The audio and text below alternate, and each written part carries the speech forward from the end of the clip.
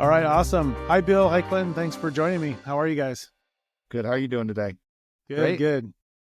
Glad to be with everyone. Thanks for tuning in. So I'm happy to be joined by Clinton and Bill from Hartford, and we're talking about Retain Your Brain. We're going to kind of go through some highlights of that presentation and talk about some of the implications around aging and longevity. And we know it's always sort of an important topic, so I'm excited to be joined by these guys and really kind of do a deep dive, and hopefully everyone will get a lot out of this and learn a lot.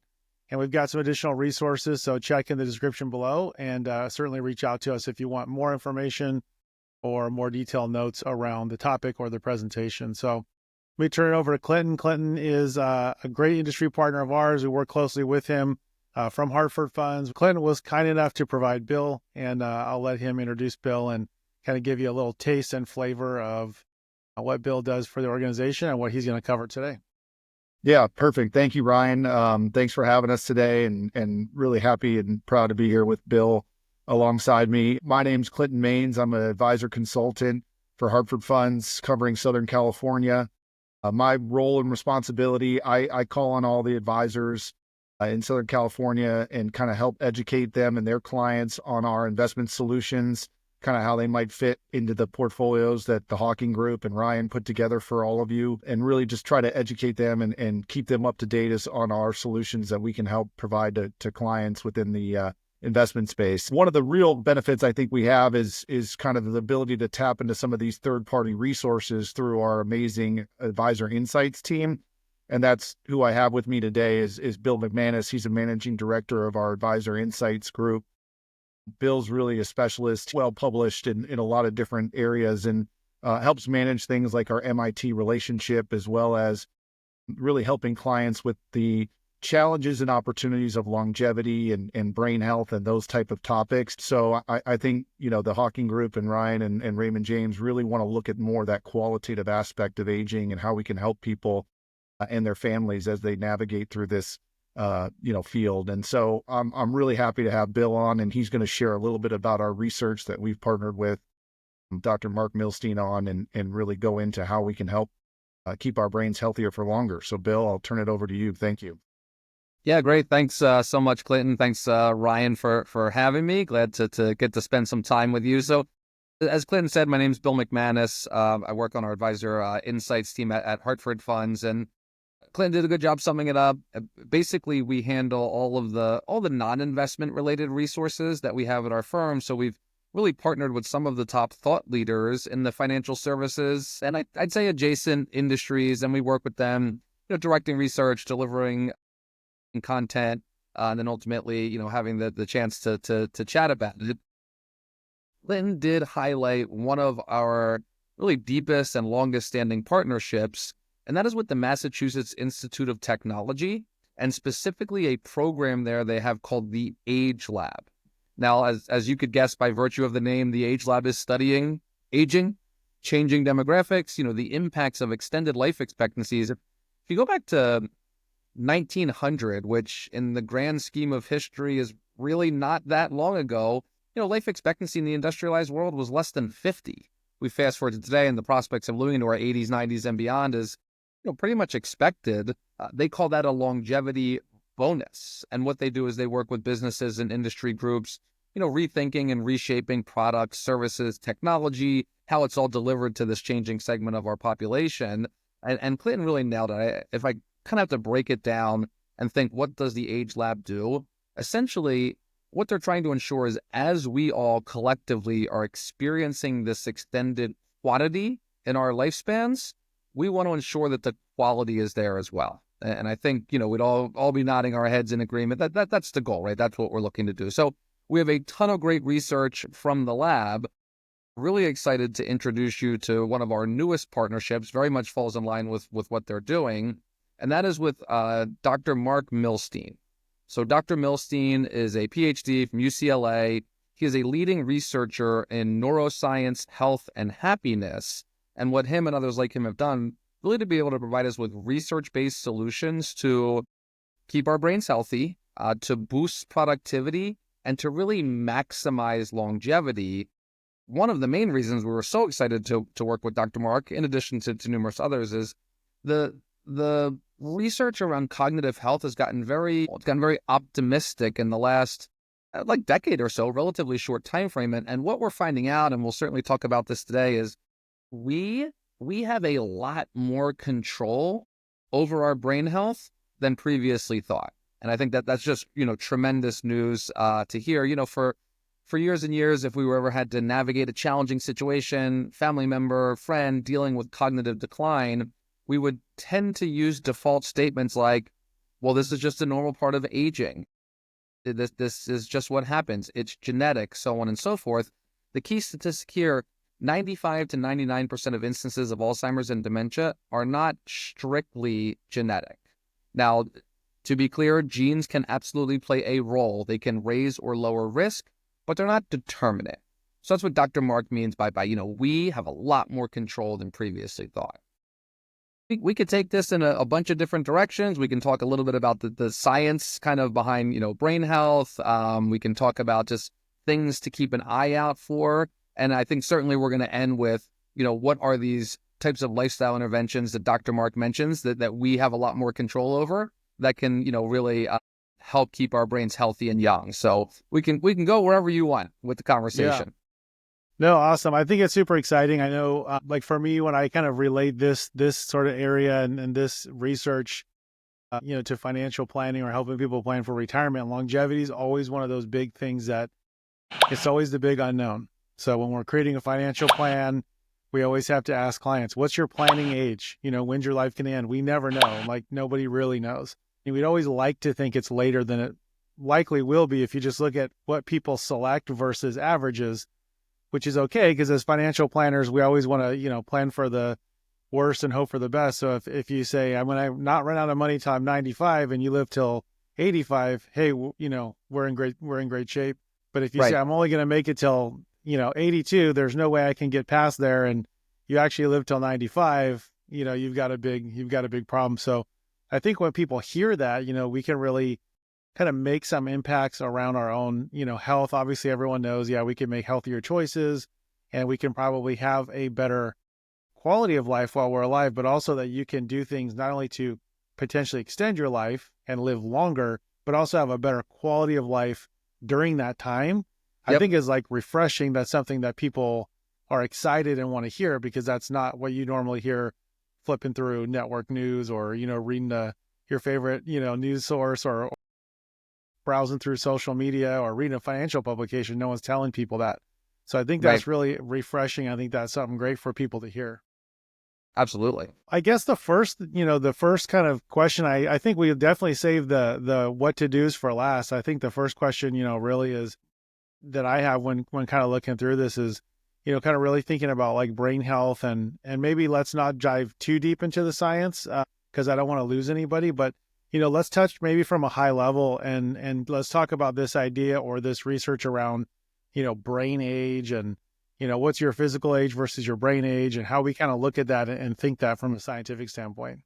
Yeah. So, what research has found is, we've got our chronological age, right? The amount of years we've been walking the earth, but our brain age might actually be a little bit different. You could have someone, let's say, who's 60 that through tests and scans, their brain might look a little bit more like somebody in their 40s or 50s. And then we can also see the other side of that coin, someone who's 60, whose brain might look a little bit more like somebody in their 70s and 80s. And, we can kind of talk about why that is. But, it's interesting. Some of the underpinnings of some of this research also comes from new discoveries we're making about people that we call super agers. So I'm sure, Ryan, you're familiar with blue zones, areas around the world where, populations tend to exhibit outsized life expectancy. Similar research has found these super agers, and these are people that are in their 80s and 90s that, again, through tests and scans, their brains look a lot more like somebody decades earlier. And what we're finding is that they do a lot of the things that we're going to end up talking about. Yeah, that's awesome. So when we talk about brain age versus physical age, that's kind of like, I think that's sort of like the front door, right? That's kind of like the beginning of like how we start to think about this topic. But why is, tell us about why is brain health important? Obviously quality of living, but also, the way that the brain works is pretty fascinating and it's not mechanical like some of our other organs. So it's hard to look at the brain and say, well, this is how it should work, or this is how it does work. Because I think, I'm no expert, but I think everyone's brain might work a little bit differently. I think in large part, there's a lot of similarities, but I think people have the ability to kind of remap and reroute and use different areas of the brains for different things, and be able to compensate sometimes if there's, damage, or there's some type of, trauma to the brain can relearn and rewire itself, which is kind of fascinating. But there's also like a lot of, I guess, things that occur inside the brain. So there can be, toxins, there can be sort of this idea of brain trash, right? These things that are either byproducts of brain process, or things that we're eating, or somehow is getting into our system that kind of clogs up our brain and, can maybe impact it. So can you talk a little bit about that? And, maybe not from so much of like the developmental side, but just from a environmental side, like how that occurs, and what people should maybe be aware of in terms of that. Yeah. So, you basically, to sum this up, is a clean brain is a healthy brain, right? So our brains are about 3 pounds, and our brains actually do start to shrink. So we talk about sort of changing as we go through our lives. So starting at around age 40, our brains start to shrink about 5% every 10 years or so. But the main thing, and you hit the nail on the head, is our 3-pound brain makes 5 pounds of brain trash per year. And, the brain trash, it's leftover chemical reactions, broken down proteins. It just happens. It's just a normal part of being alive. But the problem is, if we don't take out the trash, that's where we start to see the, disruptions. Almost think of it like a busy downtown metro area, right? If trash is just allowed to pile up on the sidewalks and nobody comes and cleans it out, it's just going to be impossible to navigate, right? You're not going to be able to get around. Same concept here. So we want to be doing things to keep our brains clean, to take out the trash, because a clean brain is a healthy brain. And we'll talk about sort of how that happens, and, some of the things that we can do to ensure that we're keeping our brains clean, because that's really a major component of what we're discussing here. Very cool. One of the other things I noticed is, not just talking about this and this research from you all, but, in the news, anecdotally, from family, from friends, from clients, we hear so much more, I would say, in the last, 10 to 15 years about some of these, cognitive decline that we're seeing in people. And is it your opinion, or is there something that's maybe indicated by this research that is a new phenomenon, and that these events are occurring at higher rates, or are these just things we're getting better at detecting because we have new tools and new research, so that we don't just chalk it up to, hey, Aunt Sally's getting older and she's getting a little bit, confused because she's of that age, and we're getting better at diagnosing this because we've got new tools or diagnostics. What would you say on that front? Yeah, I think it's a combination of things. The first one, just going back to our opening comments, is around longevity, right? We're living longer, particularly folks, if we make it to age 65, and again, the two biggest indicators of longevity are education and wealth. So as we're living longer, right, obviously, then we're going to, as more people are living longer, we're going to see more instances of cognitive decline, because there is variations, right? There's mild cognitive impairment, which again, that happens, as we age. But then, there are plenty of articles, a lot of other, factors that, people say can contribute, for anything from environment to diet.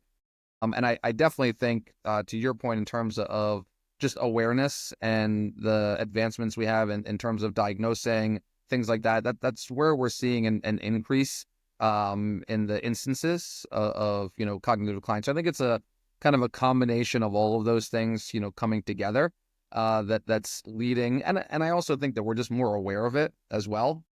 As you talked about before, as people are thinking about planning and living longer, we know it's one of the biggest fears that people have. So I think all of those factors contribute to sort of a heightened awareness, I'd say, or acknowledgement of the instances. Yeah, I think modern medicine and technology have just gotten so much better at keeping our other organs alive, right, and healthier longer, to extend that longevity, that we never really had to worry about the brain maybe giving out first or starting to show signs of impairment. But with this longevity bonus that Bill had talked about that, now it's becoming more and more prevalent and people are noticing it more. Yeah, I'll just make one other point because it just kind of popped in my head in terms of like diagnoses, because people always kind of look into the future, like what, where are we going in terms of finding cures or so on and so forth. So I was at the MIT Age Lab earlier this year, and there was a neurologist and an oncologist, and they were talking about the promise of early, because right now a lot of early detection or detection for cognitive decline, it's pretty onerous in terms of like costs and accessibility. But they were talking about the promise of just simple blood test being able to really get out ahead of diagnosing cancer, cognitive decline, so on and so forth. And they said that will really be a game changer in terms of treatment plans, so on and so forth. So we're not there yet, but early detection, early diagnosis, which will certainly help a lot for sure. Yep. All right, so let's bring it home. What are some of the things that we can do or should do, or at least what are the things we should be thinking about in terms of sort of, age proofing our brain and getting to this bonus life, these bonus years that now everyone's hopefully excited about and still tuned in and engaged to hear about? Yeah, absolutely. So there's 5, Dr. Mark calls them lifestyle interventions, right? And they're all important, and there's a cumulative impact of them. But this first one I'm going to talk about, he does single out as our greatest ally in our fight to retain our brain, and that is sleep. So sleep is crucially important. Recommendations 7 to 9 hours a night. There are some folks that get by on less than that, but for a vast majority of us, that 7 to 9 hours is going to be the sweet spot. We sleep in these 90-minute repeating cycles, and there's physical changes that happen to our brains while we sleep. So remember, Ryan, we talked about the brain trash. So how do we trash out? How do we keep our brains clean? It actually happens while you sleep. So tonight and every night, multiple times a night, your brain actually shrinks down to about 60% of its normal size and gives itself what's called a brain squeeze. It sounds like something from a like sci-fi horror movie, I know. But you give yourself a brain squeeze, it creates space between your brain and your skull. Fluid then rushes up from your spine and gives your brain what is technically called a brain wash. It's called the glymphatic system. Again, happens every night, multiple times a night. Brain squeeze, fluid comes up, washes that trash out of your brain, and then it gets into your bloodstream, kidneys, and so on and so forth. But, this is why sleep is so important. We can see, certainly, if you don't have a great night of sleep and you wake up a little groggy, a little out of it, maybe didn't, go through that process in an effective manner, that's where we can certainly see the cumulative impact, right? If we're not consistently doing this and taking out the trash, that's where we can start to see that build up. So this is why sleep is really, really an important component to overall brain health. So a couple recommendations from Dr. Mark to ensure we're getting that good sleep. Number one is sleep in true darkness. So ask yourself, when you go to bed tonight, am I sleeping in true darkness or am I sleeping in what we call modern darkness? Because what research has found, light pollution, even with our eyes closed, and this can come from, that cell phone on the nightstand, the alarm clock, if you have a TV in your room, like that little red light on the TV, even when the TV's off, that can actually impact your blood pressure, insulin response, pulse rate, things that might inhibit your ability to fall asleep and get into those stages where that brainwash happens. So, blackout shades. I've been wearing an eye mask for like over a year now, ever since I met Dr. Mark. And it's anecdotal, but it's just made a tremendous difference in the quality of sleep that I've gotten. So bottom line there is the darker the room, the better. On the flip side of that is we want to get natural light early. So our sleep clock, the circadian rhythm, we want to make sure that we're setting ourselves up for sleep that evening. So Dr. Mark recommends getting about like 10 minutes of exposure to natural light within 30 minutes of waking up. Doesn't necessarily have to be outside, but we just want to spend some time in sunlight because it's going to let our bodies know that it's time to be awake, and that's going to help us sleep that evening. And then his last tip is just chilling out for better sleep. So if it's our bodies body temp drops a couple degrees while we sleep. So if it's a little bit cooler, much more likely to fall asleep and get into those cycles where that brainwash happens. But sleep is crucially important. Okay, I feel a little bit attacked. I'm not a good sleeper. I feel like I'm taking brownie points off. Yeah, it's really, it's Dr. Mark is always emphasizing this. I guess some other tips there are like the phones. We want to kind of put the phones and the screens down before we go to sleep, 20 minutes, because the phone light mimics natural light. Blue So light. it could trick our bodies into thinking that, or our brains into thinking it's not time to go to sleep, it's time to be awake. So it might, not release melatonin, so on and so forth. So there's a couple other tips that we have in the workbook and we can chat about. But again, sleep is really, really important. Okay. So sleep is number one. What's number two? Sleep is number one. Number two is diet. So there's a connection between our gut and our brains. And really what we're looking to do is reduce inflammation, because inflammation in your gut can, spread to other areas of your body.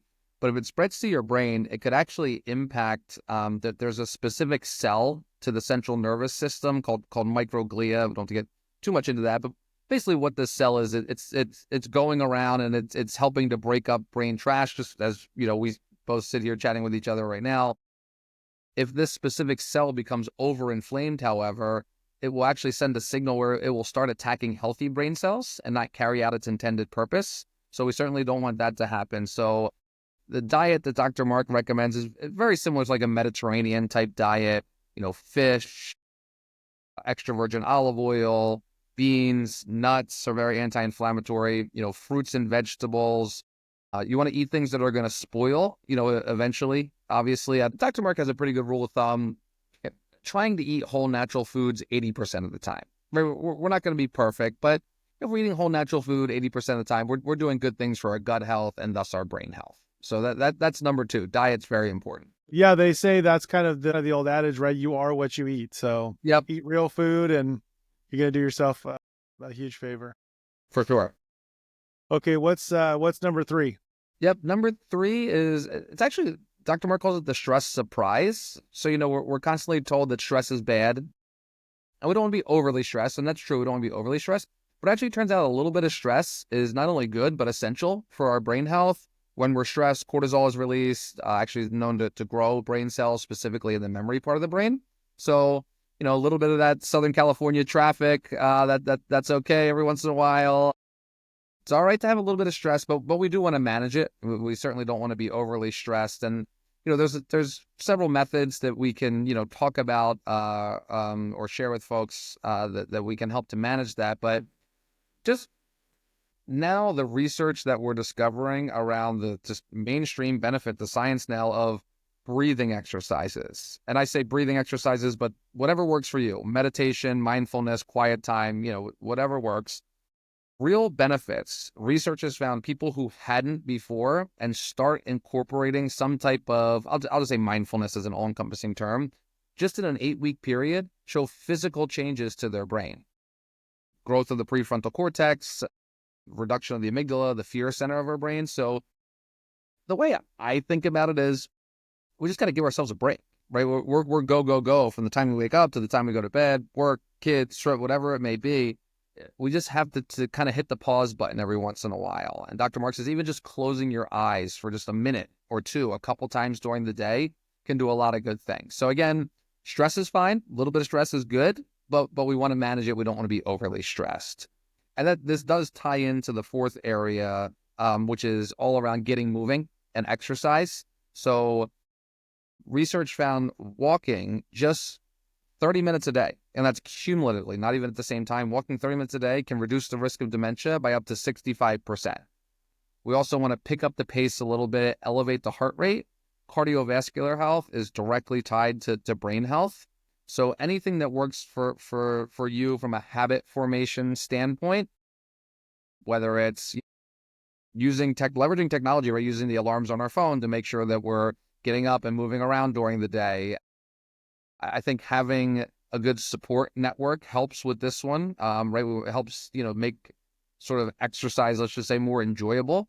But the key here is between the two things, stress is okay, but we want to manage it and then make sure we're getting some movement in on a daily basis. Very, very important for our brain health. Yeah, that makes a lot of sense. I think, moving and exercise are underrated. And that's something, that I've noticed, we've all noticed, but I think especially as the workforce changed and everything was digitized and digitalized and connected through the internet and everyone started sitting down working on a computer all day, I think that changed the way a lot of us, kind of work and interact. And now I feel like with mobile technology, it's going back the other way. So hopefully that will be a positive in the future, because you don't have to be in an office building sitting at a desk in front of a computer for 8 hours to do a lot of jobs these days that traditionally were, that sort of maybe office job, or that, sort of any type of, executive admin office worker type of a job where, it really required you to sit down in front of a mainframe. Now it's like everything's mobile. We're working from the car, we're working from a restaurant, we're working on, Yep. it's kind of a bad thing too if we go Yeah. back to stress, because now we're working on vacation, we're working Yeah. everywhere. But Yeah. It's tough to plug. it's nice to be able to get up and, hey, go walk outside to the patio or the courtyard and take a Zoom call and get some fresh air, or, watch this, YouTube from your phone on a plane, or, wherever you're at, you can kind of still be connected. So hopefully that will help people with getting moving and kind of getting a little bit more mobile. All right. And then you said there were 5 things. So that's 4. What's number 5? We got one more to go, and I think we did some of this today. So the last one is we want to learn new things. And I emphasize new because sometimes, when we talk about this topic, people will say, I do crossword puzzles or Sudoku or brain games, and those are fine. There's nothing wrong with doing those. The only challenge there is we're not necessarily learning something new, right? If you're just doing crossword puzzles, you're just getting really good at crossword puzzles, which is fine. We're not learning a new skill. So the reason we want to learn new things, actually, there's physical changes that happen to our brain when we learn something new. So the first one is there's a chemical called norepinephrine, and it actually squirts in our brain, helps to break up brain trash, so we have a more effective brain wash. And then myelin, which is the coating around our brain, actually that builds up when we learn something new, and that helps speed up cell-to-cell communication and processing. So again, we want to learn new things. So pick up a book, podcast, documentary on a subject that you don't know anything about. A new skill, pick up a new hobby. 2 things that have proven to be extremely effective in this regard are learning to play an instrument and learning a new language. Those 2 things, like the frustration that comes along with that, is actually really healthy or helpful for our brain health. You can kind of check a few boxes with certain activities, like dancing, for example. Dancing's great because you're learning something new and you're getting in physical activity and motion, right? So any new physical activity can really be helpful. And then I'll just end with this: socialize with friends and meet new people. So we talked a little bit before about intentionality around social networking. It is really important. Harvard has actually done a study on happiness. It's the longest running study of its kind, and they've been doing it for 85 years. And what they found was the number one determinant of happiness and thus health was not success or wealth or anything like that. It was the quality of the relationships that you have. So that social network is really important, and we're constantly encouraging people around that. And then Dr. Marc does make another point around that, a recommendation, actually maybe more of a prescription for all of us: hearing. Get our hearing checked, and if there's any issues, we want to address it. People that have mild, untreated hearing loss increase their risk of dementia by 2 times. If it's more severe, that goes up to 5 times. Just because of the potential lack of engagement, the pullback that could occur during that. And this is something that we can solve, right? The technology has come a long way. So we just encourage everybody, make sure you're regularly having your hearing checked. And if there's an issue, we want to address it, because we don't want to let something like that lead to other challenges, down the road. But again, learning something new. So hopefully everybody who's listening to this call learned something new today, did some good things for their brain health, but that's really an important one. So those are the 5. Sleep, diet, a little bit of stress is okay. We want to get moving, and we want to get out there and learn some new things. So those are our lifestyle interventions to help us retain our brain. Recipe for success. Yeah. Yes. And I would just add, Ryan, that we do have the workbook available, the Hartford Funds workbook on Retain Your Brain. And so we'd be happy to get those over to you, Ryan. And if folks want to reach out to you directly, we'll make sure we can get them to you. And then Dr. Marc Milstein's book is available on most, bookstores and on Amazon. It's called Age Proof Your Brain. So I just thought I'd give him a little plug there as well. Yeah, that's awesome. Yeah, everybody read that and go to bed early and exercise, eat healthy. Don't stress yourself out, all the things we talked about. And if you do all those things, you'll be around for our next call. No, I'm just kidding. Awesome. Well, hey, listen, Bill, I really want to thank you for your time. Clinton, thank you as well for your time for participating and being with us today and sharing these really great insights. And we look forward. I know last time we talked about 8,000 days. We talked about, these 4 phases of retirement. Now we're talking about age proofing our brain. So we all have a little bit of work to do, but let's get out there and get it done. So thanks for being with us. And we really appreciate everyone joining. Thank you. Great. Thank you.